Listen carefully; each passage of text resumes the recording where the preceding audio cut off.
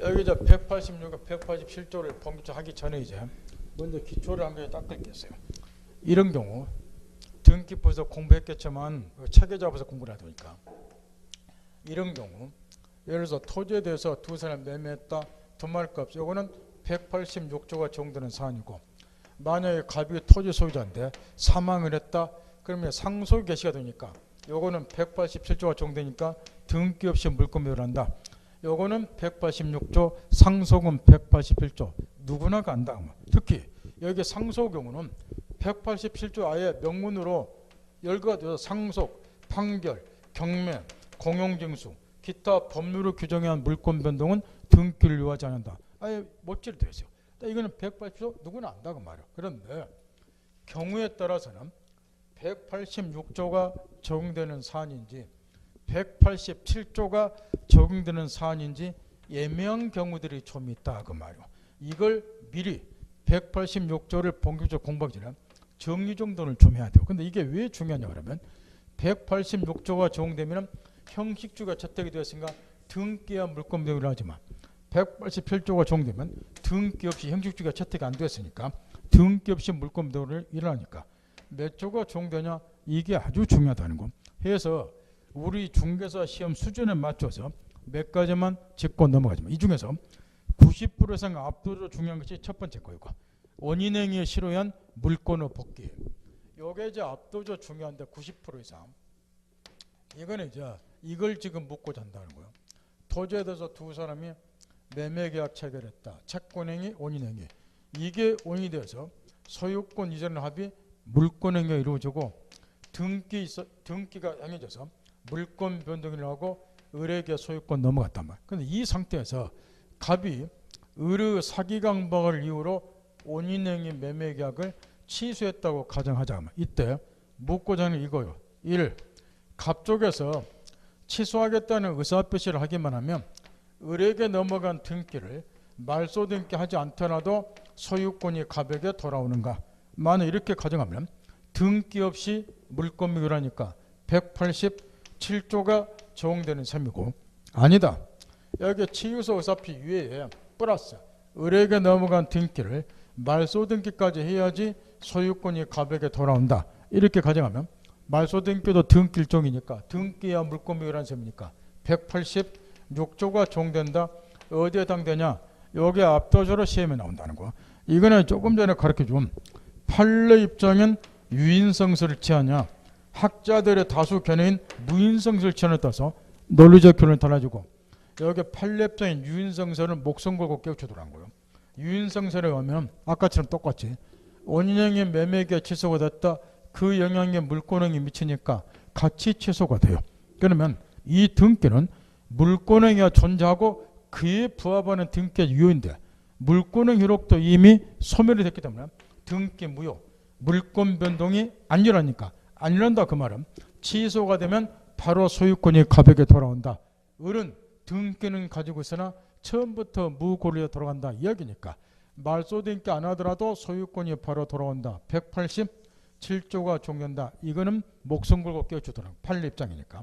그래서 이제 이해를 돕기 위해서 무인성설을 취하게 되면 여기에 취소가 되더라도 그 영향이 물권행위에 안 미치니까 물권행위는 그대로 유효, 등기도 유효, 물권 변동이라니까 취소했다 그래서 소유권이 갑에게 안 돌아가고 여전히 을이 소유자가 된다. 그러면 취소했으니까 소유권을 찾아와야죠. 찾아오려면 절차가 좀 필요하다. 부당이득 반환 조건 행사해서 을의 등기를 악착같이 말소를 시켜야지 비로소 소유권이 갑에게 복귀하니까 186조가 적용되는 셈이 된다. 이런 이야기야. 따라서 이 판례 입장은 유인성설을 취하게 되면 결과적으로 187조가 적용되는 셈이다. 취소가 되면 소유권이 바로 돌아오니까 말소 등기 안 하더라도 소유권이 돌아오니까 187조가 적용된다. 이 내용은 나중에 계약법에서 해제 공부할 때도 하도 이게 시험에 나오기 때문에 똑같은 원리가 해제가 적용이 돼요. 해제 공부할 때도 써먹어야 되니까 잊어먹지 않도록 하시라고. 그 다음 거기 동그라미 2번이 판례 유인설 입장 187조 그 내용의 그 두 줄이 이야기란 말이야. 그 다음 재단법인 설립에 출연한 부동산의 기속. 요거는 초창기 시험 때는 자주 출제가 됐는데 요즘에는 좀 뜸하지만 그래도 판례 입장 하나는 알고 가야 된다는 거. 먼저 이제 갑이 을이라고 하는 장학재단, 재단법인을 설립하자 한다. 그럼 재단법인을 설립하려면 반드시 재산을 출원해야 돼요. 장학재단 같으면 장학사업이나 재산이 있어야죠.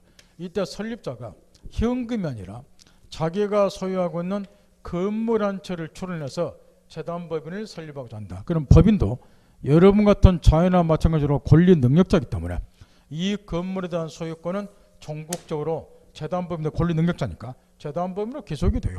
이때 이제 이 건물은 언제 재단법인의 소유권이 기속이 되는가? 첫째, 이 재단법인이 성립되기만 하면, 법인이 성립되는 것은 마지막 법인 설립 등기를 맞추면 법인이 성립되니까 설립 등기를 한때를 말해요. 법인이 성립되기만 하면 이 건물에 대한 등기 없이도 재단법인의 소유권이 넘어가는가?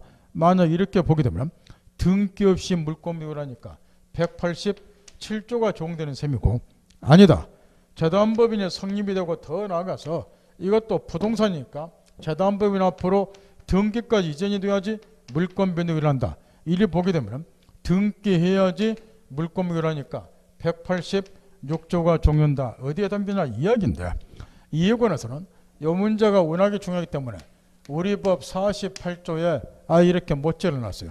살아생전에 시험하고는 상관이 없어요. 이해를 돕기위해서 이야기한 거니까. 생전 처분으로 재단법인 설립할 때는 법인이 성립한 때, 유언으로 재단법인 설립할 때는 유언의 효력이 발생한 때 부동산에 대한 소유권은 재단법으로 기소된다. 이렇게 이제 못질이 됐다는 거야. 원리는 똑같기 때문에 생전처만 따져보자 말이야. 먼저 이제 다수 학자들은 이렇게 하기로, 우리 법 48조에 법인이 성립되기만 하면, 법인 설립되기 한 때 이 건물에 대한 부동산에 대한 소유권은 재단법인에 기소된다 보니까 법 48조가 정하는 시기에 물권 변경이라는 거 보자. 그러면 187조가 적용되는 셈이 되겠죠. 아니다. 일부 학자들은 여기 법인 설립행위도 법률행위 일종이라고 말합니다. 법인 설립행위는 민법 첫조 가르치는 단독행위 해당이도 재단법인 설립행위는 그 중에서 얘가 일방적으로 법인 설립다 의사표시하면 되니까 재단법인 설립행위는 단독행위. 그 법률행위한 물권 변동이니까 186조에 따라서 법인 성립되고 더 나아가서 이 부동산도 등기까지 해야지 법인 앞으로 소유권 넘어간다. 186조다. 이제 대립이 되는데 이거는 시험에 낼 일 없고 걔네들이 있으니까 대신 이제 판례 입장이 이제 시험에 나올 건데, 판례 입장은 흔히 말하기를 이혼주의를 채택하고 있다. 이런 이야기를 하는데, 이런 이야기를 하건 말이요. 당사자 사이, 설립자하고 재단법인 사이에서는 법인이 성립되기만 하면 이 부동산에 대한 등기 없이도 물권 변동이 일어난다. 바깥 말하면 187조에서 물권 변동이 일어난다는 것. 따라서 재단법인은 부동산에 대한 등기 없이도 법인 자신에게 소유권이 있다는 것을 설립자에게는 주장할 수 있다는 거렇게. 그런데 만에 하나 이 설립자가 등기를 가지고 있는 걸 기하로 해서 이 건물을 제3자 병의 매각해서 예언때 등기 넘어갔다. 그러면 재단법인은 이 부동산에 대한 등기까지 이전받지 못하는 한 제3자에 대해서는 소유자라는 것을 태양 주장을 못한다. 그 말이렇게.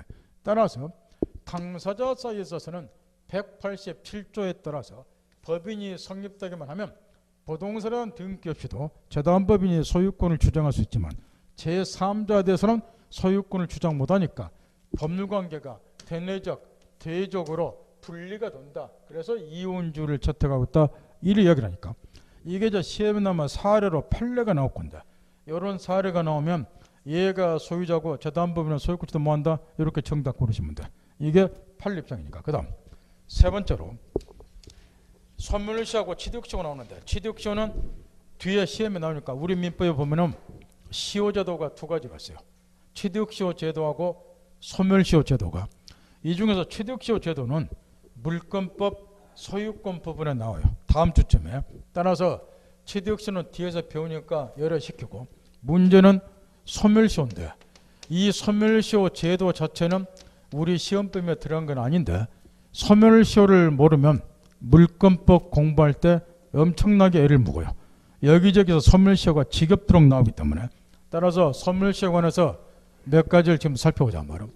소멸시효는 이제 권리자가 권리를 행사할 수 있음에도 불구하고 일정 기간, 이거를 시효기간 그러는데 두 개는 꼭 외우셔야 돼요. 보통의 채권, 요거는 시효기간이 10년이에요. 그 다음에 채권 이외의 기타 재산권으로서 우리가 지금 공부하자는 물권의 경우는 시효기간이 20년이에요. 따라서 일반적인 보통 채권의 경우는 10년 동안, 물권은 20년 동안 권리자가 권리 행사를 안 했다는 것. 그러면 기간 경과와 동시에 권리를 소멸시키는 제도를 소멸시효 그래요. 권리자가 권리를 행사할 수 있음에도 불구하고 일정 기간, 요게 시효 기간, 일정 기간 권리 행사를 하지 않으면 기간 경과와 동시에 권리를 소멸시키는 제도를 소멸시효. 시효 기간 두 개는 꼭 외우셔야 되고, 이거는 이제 언론 등에 자주 보도가 되기 때문에 한 번쯤은 들어봤을 건데, 일반적인 채권은 이렇게 되는 거예요. 갑이 을에게 1,000만 원을 빌려줬다. 빌려준 날짜가 2010년 3월 10일이다. 요걸 갖기로 한 날짜가 소멸시효 모르면 문제 한두 문제는 절대 못 풀어요. 소멸시효 관계되는 문제가 꼭 한두 개 나오기 때문에. 여기 2014년 5월 10일 날 갖기로 했다. 그러면 소멸시효는 권리자가 권리를 행사할 수 있음에도 불구하고 일정 기간 권리 행사 안 해야 되니까, 여기서 권리를 행사할 수 있는 시점은 이행기가 돌아야 되니까 요때부터 2014년 변적이 도는 때부터 얘는 얘한테 1,000만 원 갚으라 권리 행사가 가능함에도 불구하고 요거는 이제 일반적인 채권이니까 10년 동안 전혀 돈 갚으라 권리 행사 안 했다. 그럼 2024년 5월 10일이 되면 1,000만 원짜리 채권은 소멸. 그러면 더 이상 채무자는 돈 갚을 필요가 없다. 돈 떼어먹어도 된다. 이런 게 소멸시효 제도이기 때문에 언론에서 자주 나온다, 보도가. 그래서 한 번쯤 들어봤을 거고. 따라서 거꾸로 뒤집어서 만약에 지금 시효가 완성되기 전, 채권 같으면 10년이 되기 전 9년 10개월쯤 됐을 때 채권자가 채무자에게 1,000만 원 갚아라 청구를 했어요. 권리 행사를 했다고. 그러면 이 채권은 시효로 소멸돼서는 안 되겠죠. 따라서 시효가 완성되기 전에 권리자가 권리 행사를 하기만 하면 소멸시효가 중단이 돼요. 이런 거를 권리 행사하는 것을 시효 중단이라고 그래요. 소멸시효가 중단이 되면 이미 진행해왔던 시효기간 9년 10개월은 다 무효로 돌아가고 다시 하루부터 또 10년이 흘러가야지 채권은 시효로 소멸이 돼요. 그러면 또 10년이 되기 전에 적정 시점에 권리 행사하면 또 시효가 중단이 되니까 권리가 소멸이 안 되고, 따라서 결과적으로 시효기간 10년이 지났다고 해서 무조건 권리가 소멸되는 게 아니고, 이게 완성되기 전에 적정 시점에 권리 행사를 하기만 하면 권리가 소멸이 안 된다고. 따라서 소멸시효 제도는 쉬운 말로 말하면 이런 말은 들어봤을 거예요. 권리 위에 잠자는 자와 권리는 보호 가치가 없다. 이런 이유에서 소멸시효 제도를 두고 있는 거렇게. 그런데 이제 물권 같으면, 물권이 이제 우리 민법에 총 8개 종류 물권이 규정이 되어 있어요. 그 중에서 권리라 그래서 전부 소멸시효로 소멸되는 게 아니고, 물권 같으면 물권 8개 중에서 소유권을 비롯한 5개는 나중에 이제 공부하지만 이런저런 이유 때문에 아무리 오랫동안 권리 행사를 한다 하더라도 시효로 소멸이 안 돼요. 요 볼펜이 제 거죠. 소유자죠. 요거 제가 권리 행사 안 한다 그래서 이거는 소유권 같은 건 시효로 소멸이 안 되는 거예요. 여러분이 부동산 가진 것도 다 마찬가지고. 그래서 이제 시효로 소멸될 수 있는 물권은 용익물권에 하나인데, 용익물권에 한해서만 소멸시효로 소멸되는데, 용익물권은 세 종류가 있어요. 재산권이 있고, 남의 부동산 빌려 쓰는 권리가, 지역권이 있고, 그 다음에 전세권이 있다는 거예요. 여기 용익물권의 전속기간이 아주 중요한데, 남의 부동산을 빌려 쓰는 권리니까 그 전속기간이 아주 중요한데, 재산권은 최단기만 제한이 되어 있고, 요거는 최장기는 일체 제한이 없어요. 지역권도 최장기는 제한이 없어요. 따라서 재산권하고 지역권은 최장기에 제한이 없기 때문에 영구무한의 전속기를 약정할 수 있는가, 이런 것까지 논란인데 우리 시험에 자주 물어보는데, 이런저런 이유 때문에 최장기에 제한이 없고, 따라서 여기 영구무한의 전속기를 약정해도 상관이 없다. 우리 판례나 또는 다수학기를 이렇게 이야기해요. 그래서 이제 전세권만 최장기에 제한이 있어요. 이거는 10년을 초과하면 안 된다 그렇게.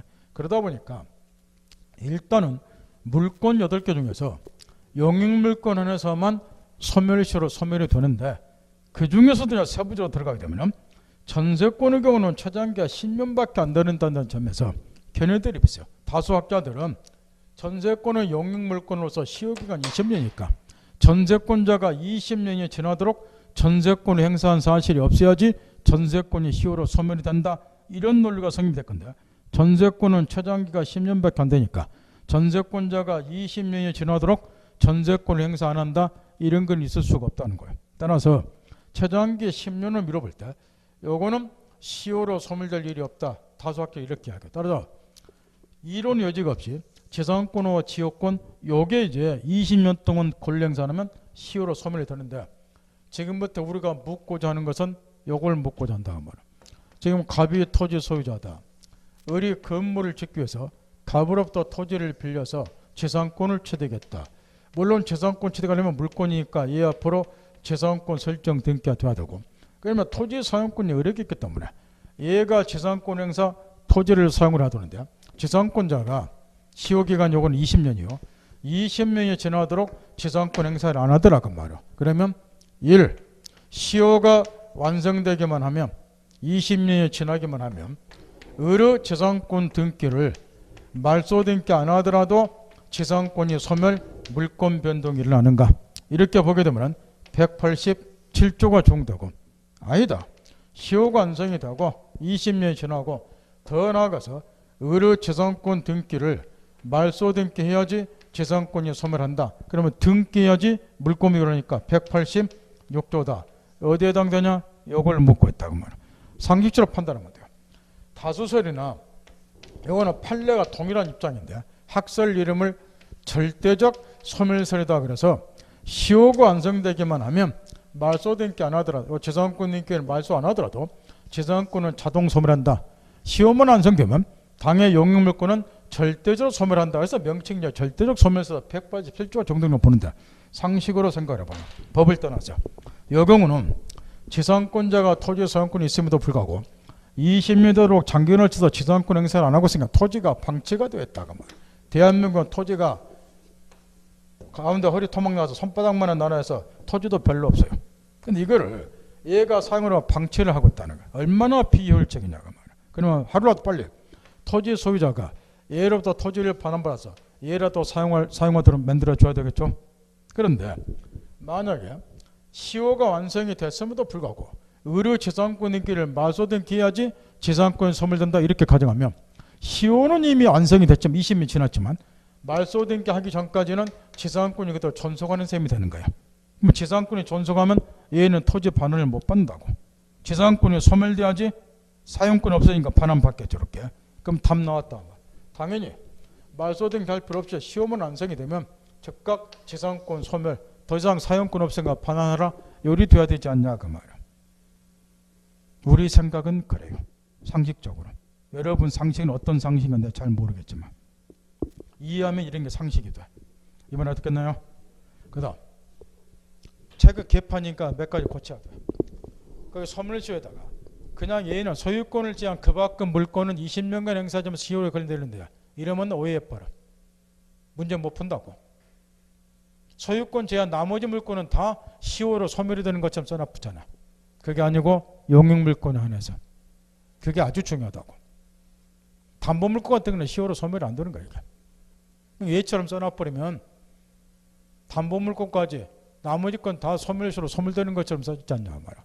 그 중에서 전세권은 또 걔네들이 있고 시효기간 20년인데 전세권은 최장기가 10년이다 보니까 이건 걔네들이 있고 이런 걸 완벽하게 정리를 꼭 할까.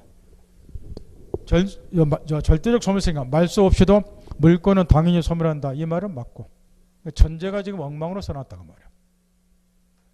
용익물권에 한해서. 그중에 전세권은 걔네들이 있고 그 다음 제한물권은 소멸청구, 소멸통고는 시험에 나올 일 없고 뒤에서 이제 전세권이나 재산권물 이게 다 나오니까 이건 말소된 기하도니까 뭐 할 필요 없네. 100번, 100번 이런 거 시험에 나올 일 없다고. 왜냐? 판례가 없거든. 걔네디가 평평에 대립한 거 신경 안 써도 되거든. 그 다음 물권의 포기는 아까 이런 걸 가르쳐 줬어요. 재산권자가 재산권을 포기했다. 그러면 재산권은 소멸이 된다. 여기가 물권행위죠. 물권행위, 단독행위.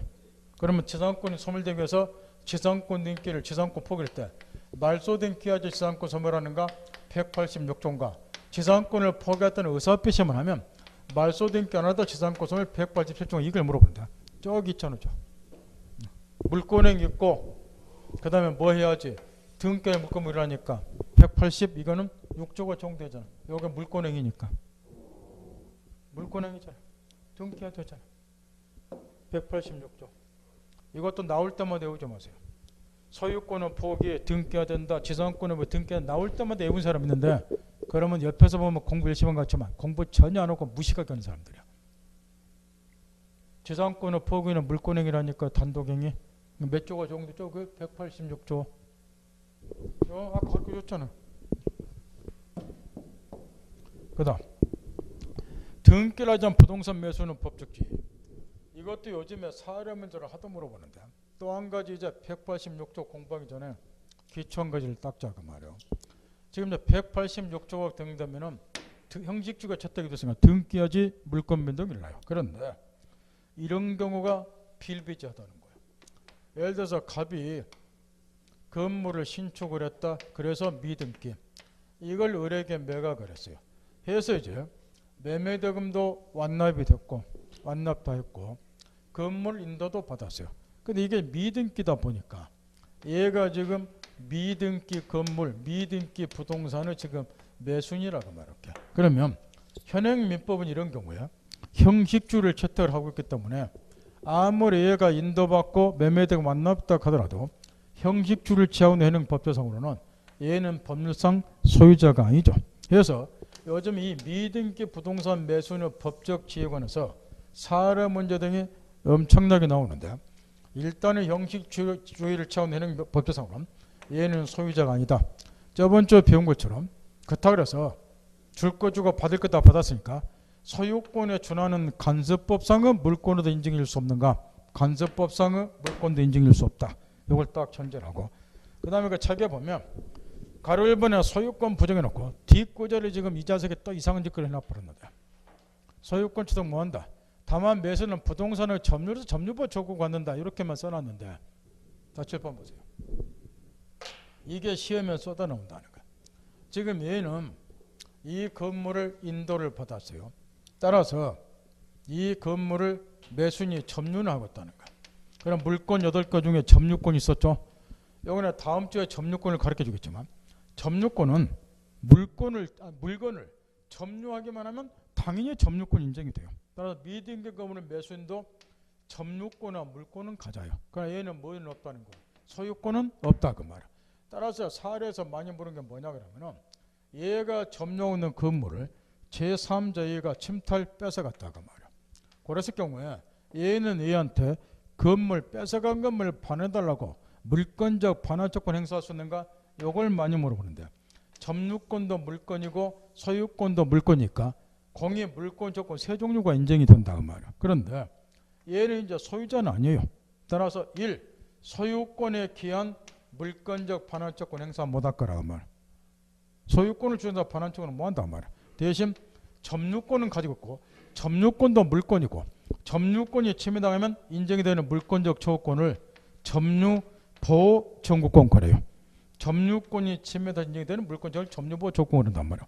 따라서 얘는 소유권을 주장해서 물권적 조건 행사는 못하겠지만 점유권은 가지니까 점유권에 기인한 물권 조건 행사할 수 있는데 그게 점유보호 청구권. 시험은 요걸 더 많이 요걸 빼놨다고 말이에요.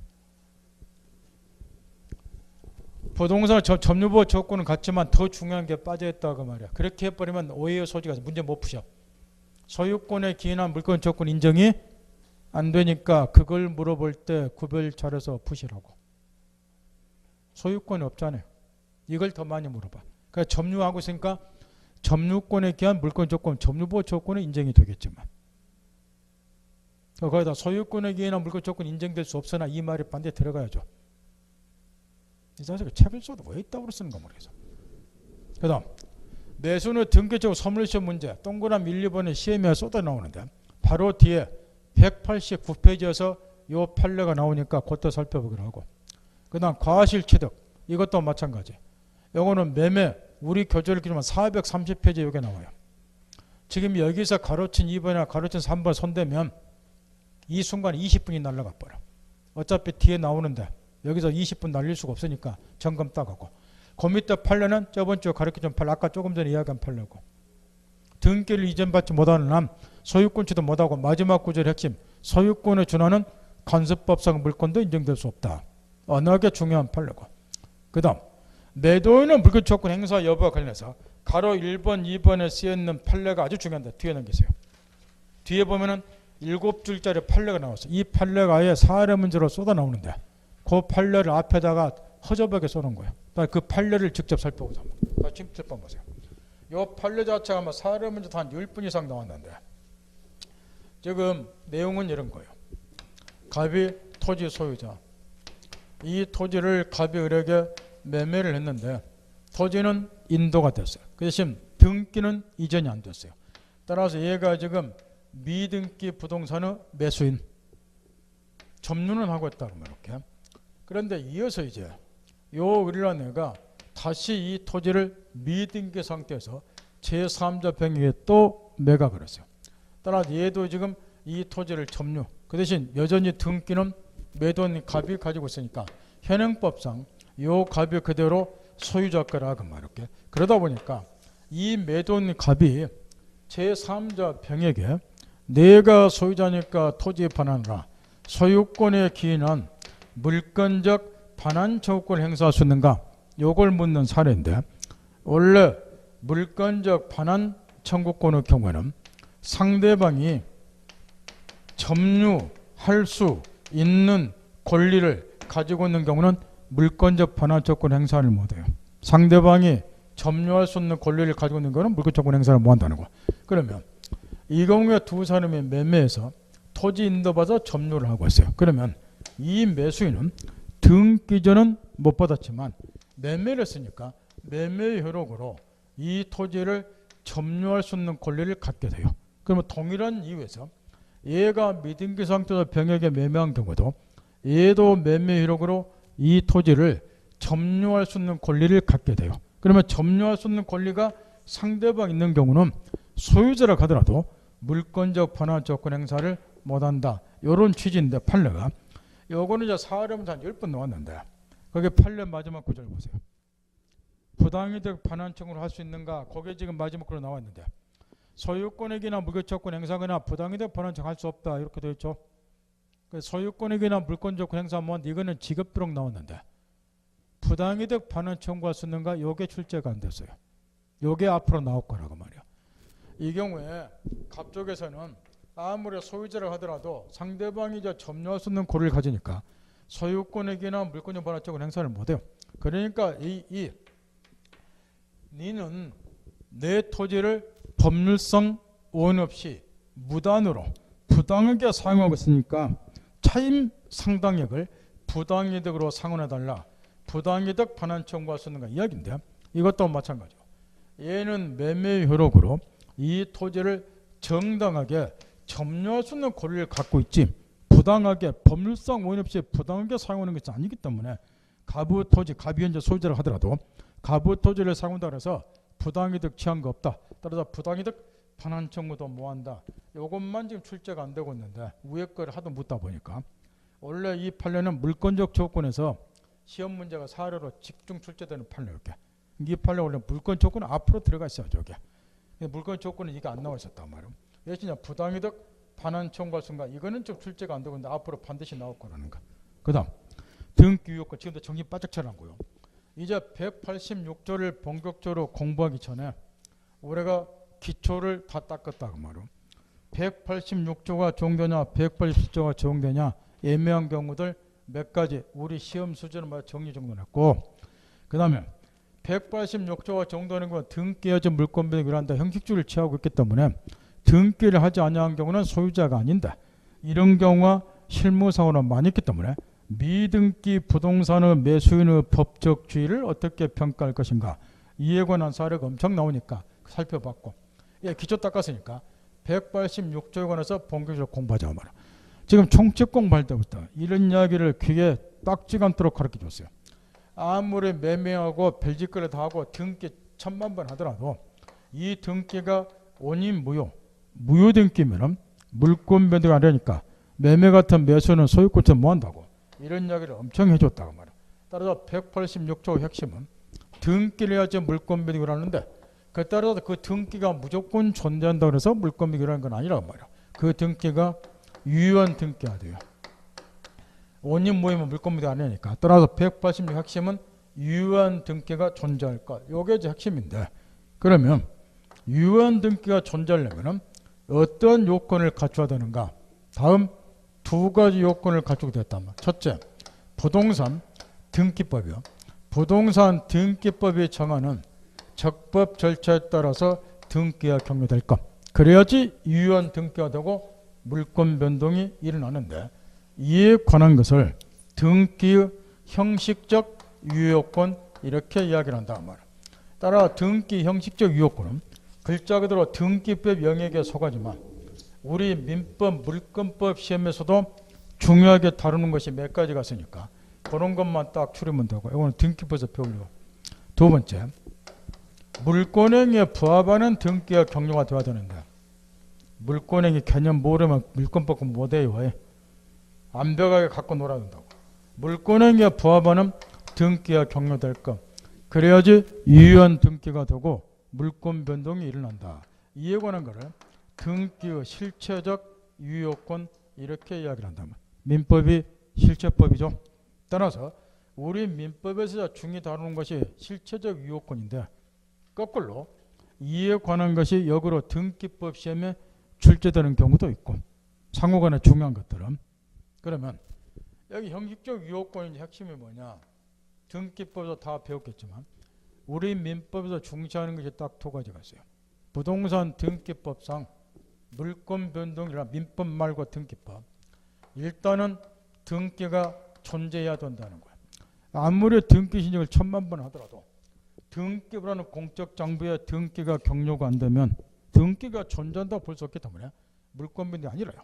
근데 시험은 이걸 물어보는 게 아니라 어떤 사정에 의해서 존재하고 있던 등기가 없어지는 경우가 있단 말이야. 그 중에 이제 등기부가 손상이 되거나 불법 말소가 되거나 이런 경우인데 우리 시험에서 압도적으로 출제되는 것은 원리는 똑같기 때문에 등기의 불법 말소 문제가 집중 출제가 되고 등기가 불법 말소될 때 그 등기가 표상하다 존재하고 있던 등기가 이제 불법 말소했다 그 이야기야. 그럼 그 등기가 표상하다 물건이 소멸합니까? 요게 시험에 쏟아나오고. 두 번째, 등기법상 1부동산 1등기기로 원칙이 기본 원칙인데 참고적으로 2012년도에 등기법을 전면 개정을 하면서 종이 등기부를 전산화를 다 시켰어요. 그래서 옛날에는 1부동산 1등기 용지 원칙 그랬는데 지금은 등기 용지가 없었단 말이에요. 종이 등기부가 없어졌기 때문에 2012년도에 등기 전산화가 이루어졌죠. 그래서 등기 기록 1부동산 1등기로 원칙에 의해서 동일 부동산에 대해서는 하나의 등기만 존재가 되는데 이런저런 이유 때문에 요즘은 이제 그것도 드물지만 이런저런 이유 때문에 동일 부동산에 대해서 이중으로 등기, 그것도 주로 보존 등기가 이중으로 이제 보존 등기가 격려된 경우가 있다는 거예요. 그러면 1부동산 1등기기로 원칙에 의해서 어느 하나의 등기는 무효가 되어야 되고 하나의 등기만 유효가 되는데 어떤 것이 유효고 어떤 것이 무효냐, 여기에 문제라. 이걸 이중 보존 등기, 흔히 말하는 중복 등기 문제. 요 두 가지가 주로 논란이 돼요. 우리 시험도 요게 출제가 돼. 등기법상 요게 문제가 되기 때문에. 그다음 여기 실체적 유효권에서는 물권에게 부합하는 등기가 격려되어야 되는데 이에 관해서 이제 논란이 되는 것이 주로 세 가지가 있어요. 그 중에서 이제 압도적으로 출제되는 것이 이 중간성역 등기라고 하는 것이 물권행위에 부합하는 등기라고 볼 수 있는가? 물권행위에 부합하는 등기지 유효 등기되고 물권행위라는 거예요. 그럼 중간성역 등기라고 하는 것도 물권행위에 부합하는 등기라고 볼 수 있는가? 논란이 되는데 여기 압도 출제가 되고 그 다음에 이제 이에 관해서 논란이 되는 것이 무효 등기의 유용 문제라든가 또는 요 최근에 지금 빠졌던데 정책에서 이미 다 가르쳐 주었기 때문에 등기 원인을 실제와 달려서 등기하는 경우 이런 것들은 논란이 되는데 주로 시험은 중간성역 압도적으로 그 다음에 간혹 무효등기 유효 문제 요 두 개가. 따라서 등기 유효 요건에서는 형식적 유효권에서 요 두 가지, 실체적 유효권에서 요 두 가지. 요거를 판례를 중심으로서 판례들이 다 나왔기 때문에 정정도 하시라는 거. 요거 틀을 잡으라는 거예요. 아무렇게나 공부하면 안 되니까 이렇게 도출하시라고. 틀 잡아서 186조 등기 유효해야 된다. 유효한 등기 되려면 이런 요건을 갖춰야 된다. 등기법상 논란이 되는 것이 이런 것들이다. 실체적 요건 물권행위에 부합하는 등기 행위전데 물권행위에 부합하는 등기라고 볼 수 있는 논란이 되는 것들이 이런 것들이 있다. 그 다음에 살딱딱 붙이란 말이야. 책에 보면 거기 형식적 요건에서 등기 존재와 기재해가지고 이를 등기는 물권 효력 발생 요건이다. 찾았나요? 즉 등기는 등기관이 등기부 일정한 사항을 기재하고 날인하면 성립한다 하는데 등기법 공부했겠지만 지금도 날인제도가 있나요?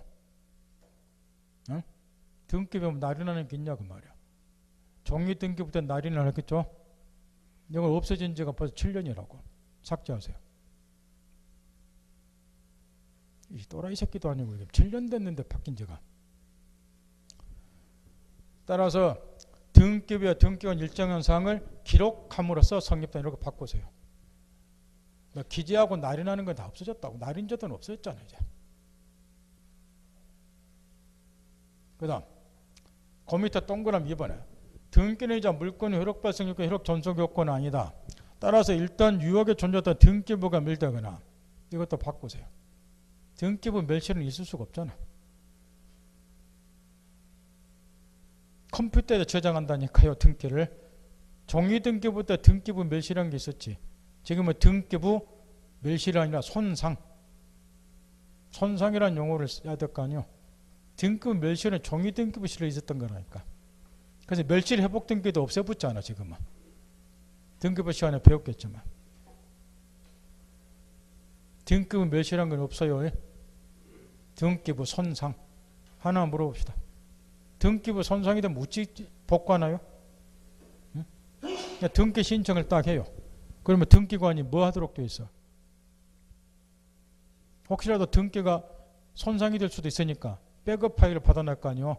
여러분도 안 그래요? 뭐 정보 같은 거 저장할 때 없앨 수 있으니까 백업 파일을 만들어 놓잖아. 그럼 여기 없어지면 백업 파일 복구해서 살리잖아요. 똑같아요. 등기부 부본 자료를 저장하도록 돼 있잖아요. 그러니까 등기부 손상이 되면 그 부본 자료를 복구해서 손상된 등기를 다시 부활시킨다고. 그러니까 등기부가 손상이 되더라도 그 등기에 포함된 물건은 소멸이 안 되는 거예요. 등기 부본 자료에서 다시 복구를 하면 되니까. 그런 과정이 거듭 되어 있잖아 등기법에.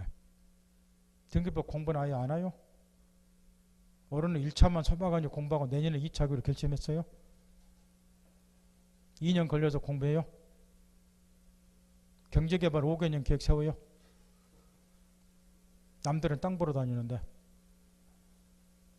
여러분이 10대 20대 같으면 경험 쌓은 다음 쉬고 올해는 1차 하고 내년 2차 하고 또 한 번 떨어지고 다시 또 1차 2차 한 4년 걸려서 하면 되는데 그럴 나이는 아니잖아요. 경험 쌓을 나이는. 문제는 이제 그 불법 말소인데 그 한 줄 한 줄에 다시 하면 밑에 판례까지 지금부터 있는 대로 집중하라는 거예요. 여기 등기 불법 말소. 이게 이제 주로 저당권과 관련해서 불법 말소 문제가 발생이 되기 때문에 저당권과 관련해서 사례 문제 등으로 출제를 하는데 불법 말소 경우에 순서대로 이런 게 문제된다는 거예요.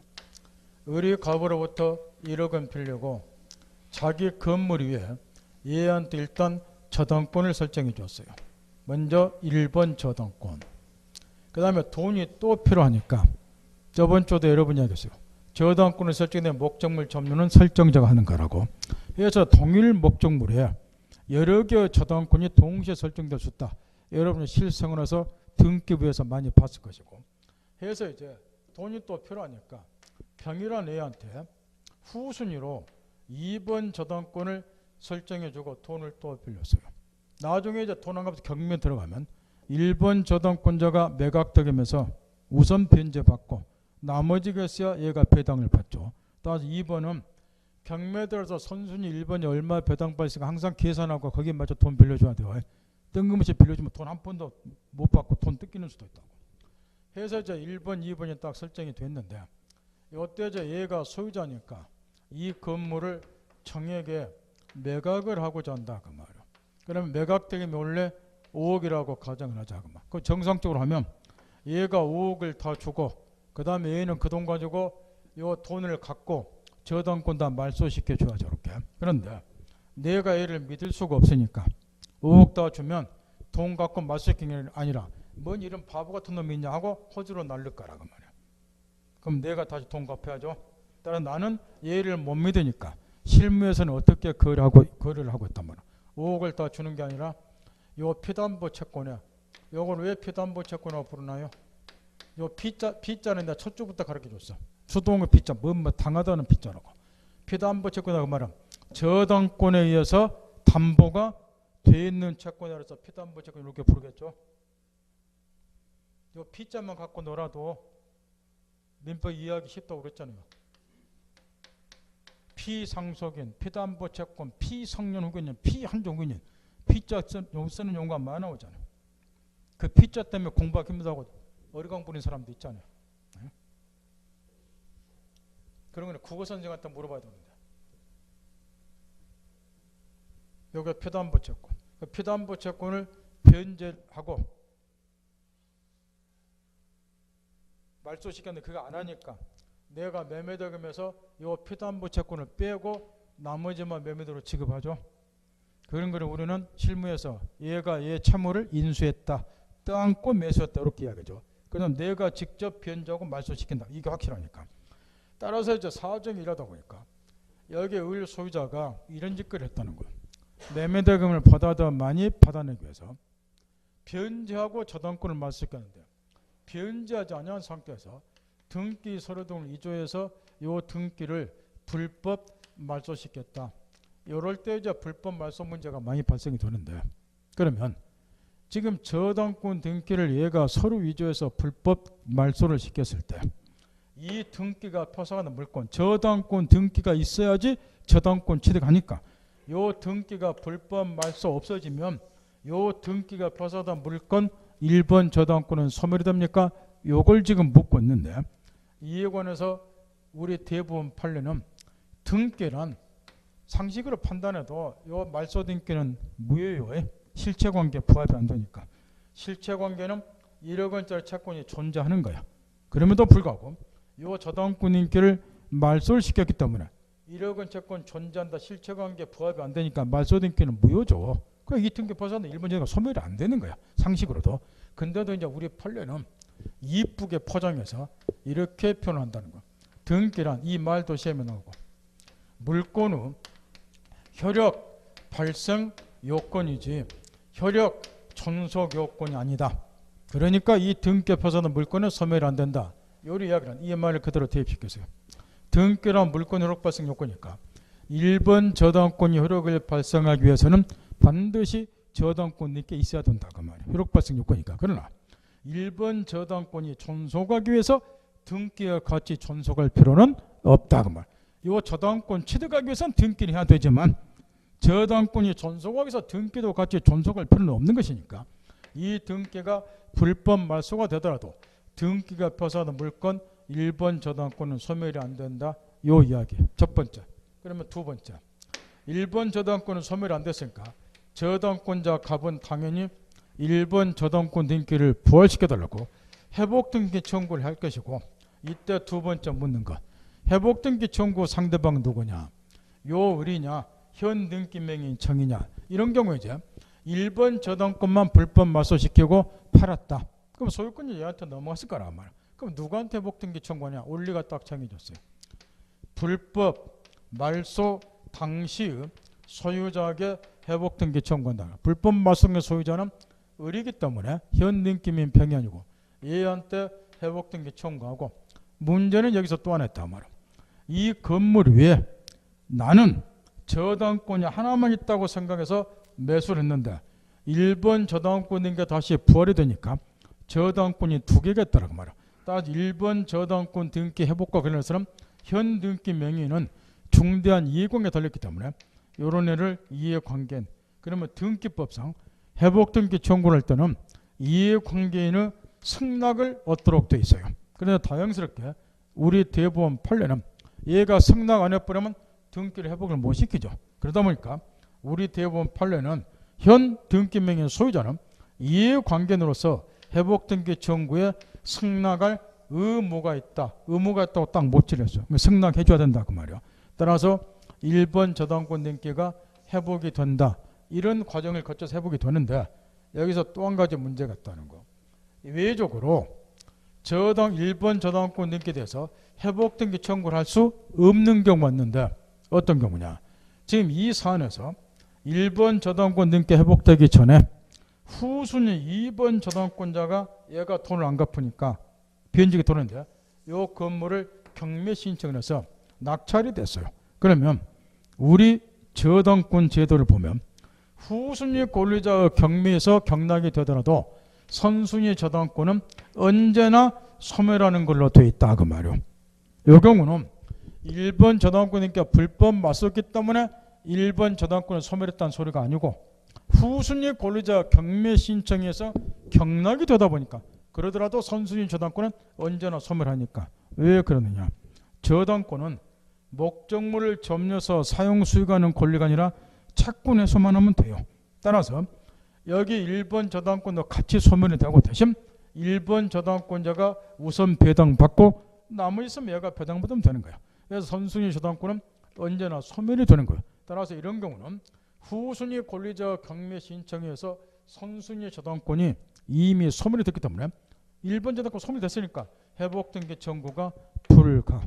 여기까지가 순서대로 제일 밑에 8까지 써졌는 거야. 근데 우리 시험 한 단계 더 나가서 물어봤는데 제일 밑에 판례, 그게 지금 경매에서 경락이 되면 선순위 저당권 소멸하니까 회복등기 청구 불가다 그 판례인데 거기서 끝내면 안 돼. 한 단계 더 나가야 된다. 거기까지 물어봤으니까. 그러면 이 경우는 이제 얘가 지금 1번 저당권 회복시켜달라고 회복등기 청구를 못하는데 그럼 이제 무슨 문제가 생기는가. 지금 1번 저당권 등기가 회복되기 전에 지금 경매 들어간 거예요. 그래서 배당이 이루어졌을 거라. 그럼 원래대로 정상적으로 배당이 되려면 갑이 1번 저당권자로서 우선 배당받고 나머지에서 얘가 배당이 받을 건데 1번 저당권 등기 회복되기 전에 배당이 이루어지다 보니까 후순위 2번 저당권자 병이 선 배당을 받았을 거라고 말이에요. 이런 경우는 선순위 1번 저당권자는 후순위 저당권자에게 회복등기 청구는 못하지만 후순위 저당권자에게 당신은 내가 선 배당받을 금액을 법률상 오인입제 배당받았으니까 부당이득을 취하고 따라서 선순위 저당권자는 선 배당을 받은 후순위 저당권자에게 부당이득 반환 청구권을 행사를 해서 애가 배당받은 금액을 반환해달라고 반환 청구하면 된다. 여기까지 시험이 출제가 됐다는 거. 제일 밑에 판례다가 이 경우는 부당이득 반환 여기까지 점검을 다 하라고 말이야. 순서대로. 그 연금 안다고 해서 문제 못 푸니까 사례 문제로 내기 때문에 특히 저당권 관련해서 실무에서는 저당권 인기 불법 말소가 종종 행해져요. 저당권과 관련해서 주로 출제가 되니까 제일 밑에 8년이 회복등기 청구 무한대가 하면 쓰여있지만 그런 경우는 선순위 저당권이냐 후순위 저당권이냐 부당이득 반환 청구한다. 거기까지 정리 딱 하라고 말. 그 다음 중복등기가 아닐까. 요게 이제 이중으로 경료된 소유권은 보존등기 문제인데 이와 관련해서도 주의할 게 좀 있어요. 뭐를 주의하더냐 그러면은 등기법상 중복등기라는 게 이제 발견이 되면 동일부동산에 대해서 이중으로 등기가 됐더라. 등기가 중복등기라는 게 이제 발견이 되면 등기법상 토지 같은 경우는 중복등기라는 것이 발견이 되면 등기관이 어느 하나의 등기부를 직권으로 폐쇄하도록 되어 있죠. 등기법에 나와 있다고. 그런데 이제 왜 우리가 그럼에도 불구하고 등기법 시험에서 또는 민법 물권법 시험에서 동일부동산의 이중으로 본등기가 되면 어느 하나 등기 요구 어떤 등기가 무효냐 이 판례를 시험에 내고 또 공부를 하느냐. 등기법에 이런 규정이 있음에도 불구하고 이유가 있어요. 지금 토지의 경우는 등기가 아닌 중복 등기라는 걸 발견하게 되면 직권으로 어느 하나가 등기부를 폐쇄하도록 됐는데 이 폐쇄된 등기 기록이 실체관계에 영향을 미칠 수가 없도록 등기법에 규정이 되어 있어요. 만약에 내 등기부가 폐쇄가 됐다. 그 내가 생각했던 내가 분명히 토지 소유자라 그 말이야. 그러면 실체관계에 영향을 미치지 않기 때문에 폐쇄된 등기 기록의 등기명인 내가 이의신청할 수 있다. 그러니까 이걸 다시 복구시킬 수가 있다고. 실제로 영향을 못 미치니까 여전히 어떤 등기가 유효고 무효냐 실제법상 따질 필요가 있고, 그 다음에 건물의 경우는 중복 등기가 발견됐을 때 이걸 어떻게 처리할 것인가 아예 등기법에 규정이 없어요. 그러니까 어쩔 수 없이 판례를 다시 검토할 수밖에 없는 등기법이든 민법에서 어떤 등기가 유효고 어떤 게 무효냐 하는 것을, 이거는 등기법에 나와 있는 것이니까 염당성 투고, 그 다음에 이어서 요거 이제 어떤 등기가 유효고 어떤 등기가 무효냐 검토를 할 때는 순서가 있어요. 등기부를 딱 펴면 제일 앞에 부동산의 표시원에서 등기한 표제부가 나온다고 막 이 표제부를 먼저 검토를 해야 돼요. 그런 다음에 어느 하나 등기, 참고적으로 여기 이중 보존 등기, 중복 등기 문제가 되면 등기 기록이 따로따로 편제가 돼야 돼요. 등기 기록에 두 개가 있어야 된다고. 옛날 말하면 등기부가 따로따로 있어야 돼. 이렇게 등기 기록이. 그래서 어느 하나의 등기 기록을 보니까 자, 부동산의 실제가 서울 관악구 신림동 100-1번지에 소지하는 예컨대 100평방미터짜리 토지다. 이게 부동산 실제. 그럼 이제 표제부에 하나의 등기 기록을 보니까 이게 그대로 반영이 돼 있어요. 그런데 어느 하나의 등기 기록을 보니까 주소는 맞는데 면적이 150평방미터 요리되어 있다고 말이요.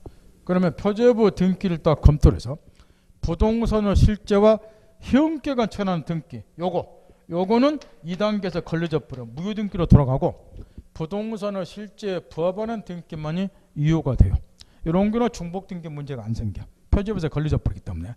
따라서 얘도 책 보면 그냥 아무 생각 없이 1. 표제부 중복등기 이렇게 제목 달아놓고 그냥 밑에 한 줄 써놨죠. 그 1번에 있잖아. 그. 이 경우는 등기 선호에 관계 부동산 실제에 일치하는 보존등기만 유효하도록 이렇게 되어 있잖아. 근데 부동산 실제 형격에 찬한 등기는 무효다 그 이야기였고, 그런 말하면 여기는 중복등기 문제가 안 생긴다고. 여기 표제부에 걸려져 버려. 그래서 이제 표제부 등기를 봤더니 양 등기가 모두 부동산의 실제에 부합이 되더라. 그런 다음에 이제 각부로 들어간다 하면 소유권에 관한 등기가 각부가 나오죠.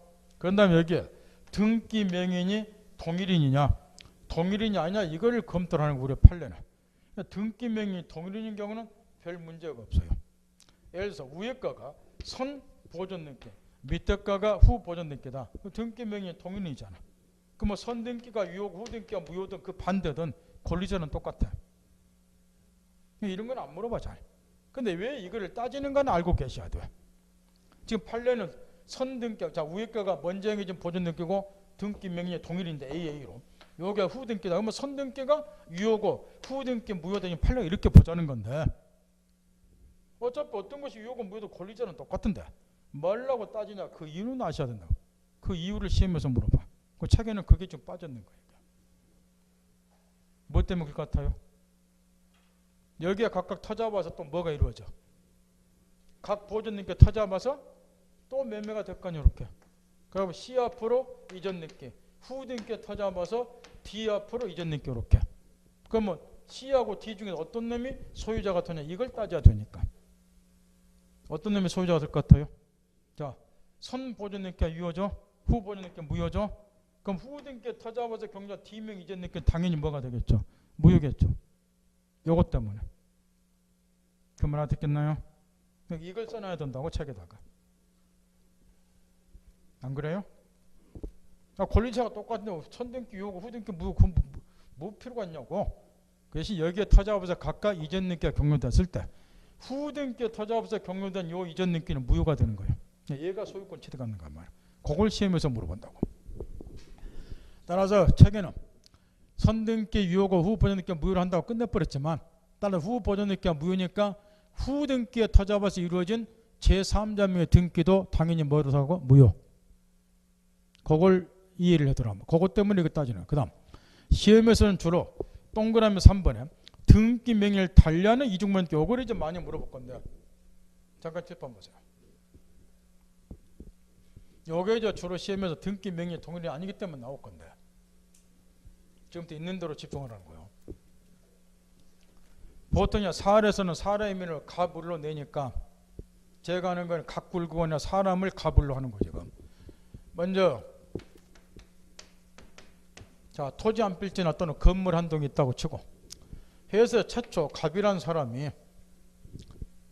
등기 기록을 개설을 해서 최초 자기 명의로 소유권 보존 등기를 따겠어. 이렇게 이때 이제 중요한 거는 갑이 보존기를 당시에는 이 부동산은 진정한 권리자였어요. 이 말이 아주 의미심장한데 진정한 권리였단 말이에요. 그래서 자기 앞으로 보존 등기를 따겠어. 등기록을 새로 딱 개설해서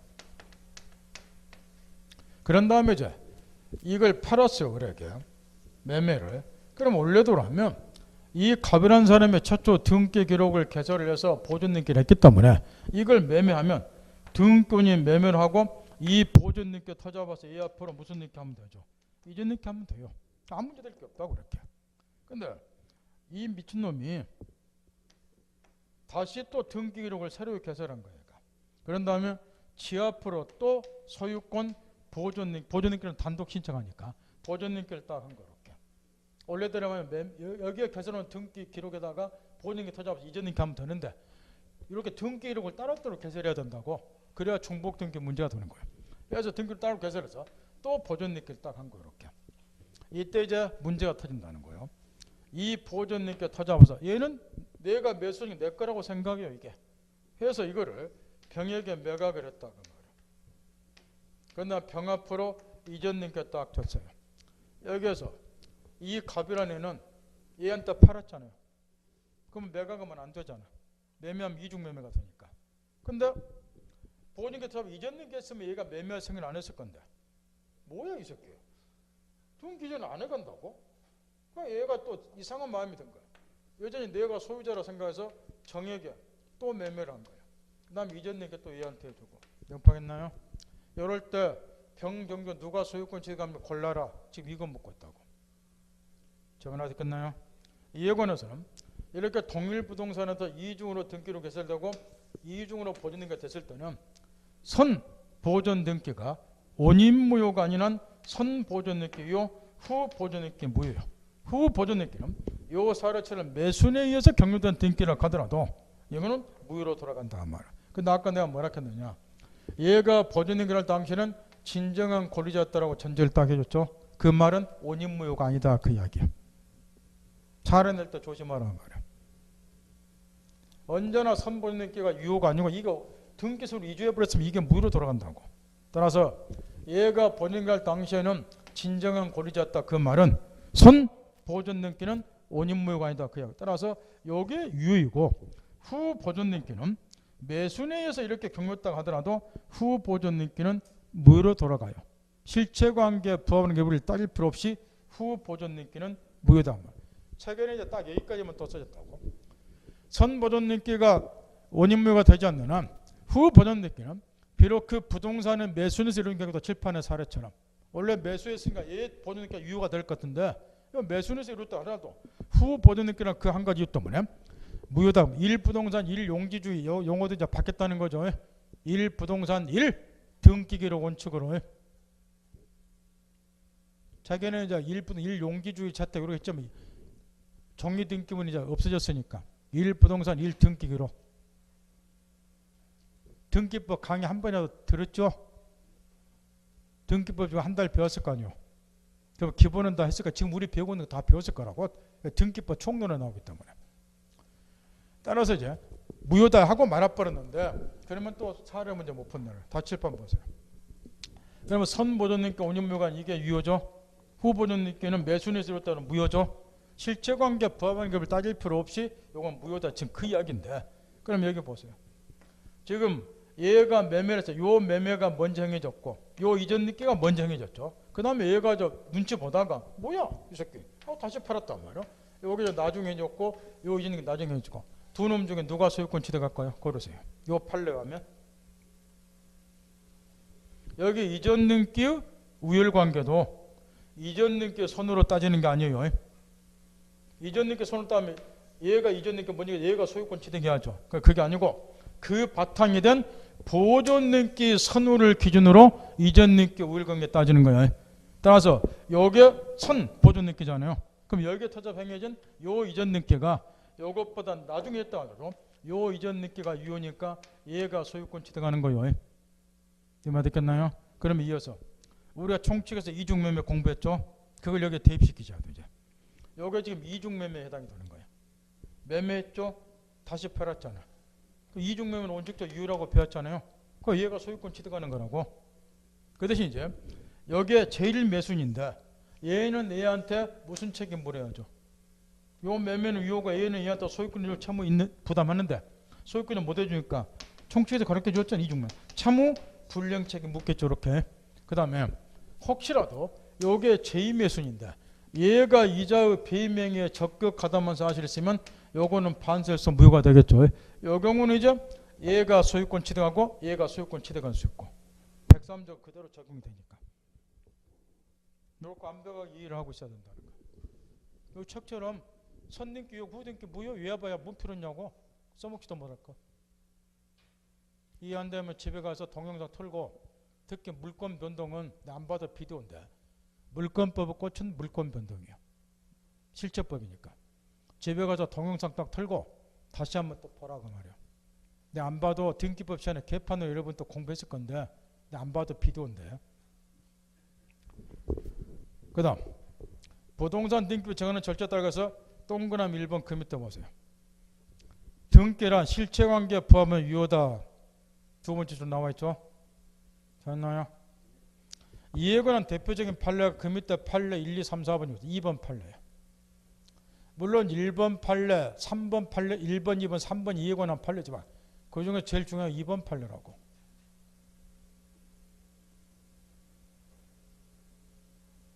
그게 등기 절차상으로 하자겠다고 하더라도 등기가 실체관계에 부합하니까 유효로 보자. 요 논리인데. 다시 7번 보세요.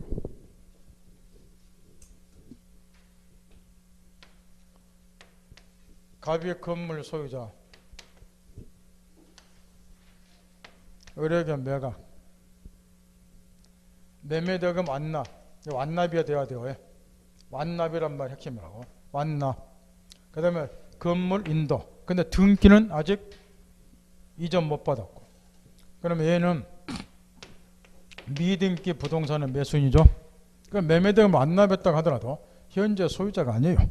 근데 이제 등기 신청은 등기 진정성 보장을 위해서 공동 신청이 원칙이에요. 얘 혼자 단독으로 등기 좀 뭐 한다고. 얘하고 공동으로 해야 되니까. 따라서 얘가 협조를 해줘야 되는데 비록 모르면 등기 협조를 안 해줘요. 그래서 나는 마음이 급해. 빨리 등기 좀 받고 소유권 취득하고 요 건물 은행에 담보로 정화 돈도 빌려 사업도 해야 되고 이러니까. 그래서 얘가 협조를 안 하기 때문에 얘가 좀 문제거렸느냐. 등기서를 위조를 해서 자기 앞으로 이전 등기를 딱 해서 이렇게. 영파했나요? 그럼 절차상으로는 등기서를 위조했으니까 절차상으로 하자가 있죠. 그럼에도 불구하고 이 서류를 위조했음에도 불구하고 요 등기는 무효가 아니라 유효라는 거. 왜 유효라는 거요? 얘가 매매금도 안 납입했으니까 사실상 얘가 소유자나 마찬가지죠. 딱 이 등기는 뭐에 부합은 된다. 실체관계에 부합은 된다는 거. 소유자만 등기도 했으니까. 그러니까 이 등기도 유효니까 이런 경우도 얘는 소유권 취득한다. 이 논리라고. 내 민법 첫 시간부터 이런 말을 썼죠. 등기법은 민법에 대한 시다바리 과목이라고. 등기 쳐다보지 모르려고 첫 주부터 주의를 주었어. 등기법은 시다바리 과목이라고. 그 말이 여기서 나오는 거예요. 실체관계에 부합하면 절차선으로 하자가 따라 유효해요. 항상 뭐가 우선하는 거예요? 실체관계가. 그 실체관계 배우는 법이 실체법 민법이고. 그래서 등기법은 시다바리라고 말이야. 아무리 등기가 1000만 번 넘어가 벨짓거려도 실체관계에 부합하지 않으면 그 등기는 무효고. 거꾸로 절차상으로 등기서를 위조하고 하자했다고 하더라도 뭐에 부합하면 실체관계에 부합하면 유효가 되고. 그 실체법 민법이 항상 위에 있는 거예요. 그게 등기법의 기본 원칙이에요. 그러니까 어떤 등기법 선생이 민법생이 등기는 실체법 민법에서 시다바리 까먹다 기분 나쁘면 그 새끼는 등기법이 뭔지도 모르고 강연을 내고 기분 나쁘다 그러면 그게 정확한 표현이니까. 여기까지가 등경적 유효권. 두 가지 정리 잘하세요. 불법 말소 문제, 판례 순서대로. 이중 보존력의 문제 정리 잘하세요. 이해하세요. 좀 쉬었다 하죠.